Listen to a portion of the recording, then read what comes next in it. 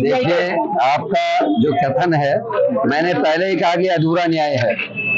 आपने उस एसडीएम को पहले क्यों नहीं पदच्युत किया, जिसको आपने यहाँ से हटा के दूसरी जगह संबोधित पद में बैठाने का काम किया।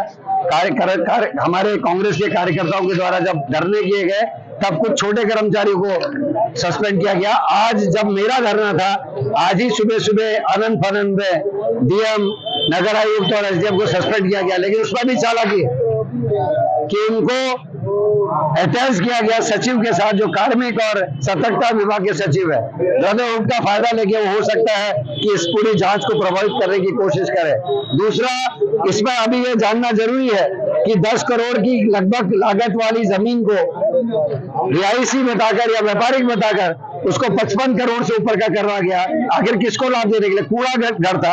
कोई ना कोई बिल्डर, कोई ना कोई बड़ा नेता उसमें जरूर सम्मिलित होगा, नहीं तो इतनी बड़ी कार्रवाई कैसे हो सकती है? उस नेता तक या उस बिल्डर तक या उस जमीन के जो घोटालेबाज है उस तक एक जांच जानी चाहिए। और जिन बड़े अधिकारियों का दबाव डीएम और नगर आयुक्त पर था, उन तक भी ये जांच जानी चाहिए। इसलिए हमने आज ये प्रदर्शन किया। अब हम दूसरे तरीकों का भी इस्तेमाल करेंगे। और फिर कहना चाह रहा हूं आपके सभी के चैनल के माध्यम से कि अधिकारी और कर्मचारी किसी नेता या किसी बड़े अधिकारी के दबाव में ना काम करें, नियमबद्ध काम करें, नियम से, रूल और रेगुलेशन से बाहर जाके काम ना करें। आप जनता के नौकर हैं, यू आर पब्लिक सर्वेंट।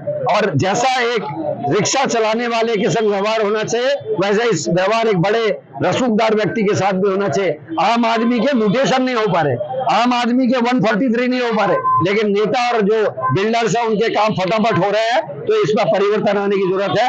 और आज जिस तरीके डीएम और एसडीएम को सस्पेंड किया गया है, उनसे सबक लेते हुए अन्य अधिकारी कर्मचारियों से कह रहा, सरकारें आती है जाती है, आप केवल नियम में काम करें। नेताओं की भी आदत बनाए कि नियम विरुद्ध काम कराने के लिए आप पर दबाव न डालें। ये तभी हो सकता है जब आप सब लोग एक होकर इस काम को करें।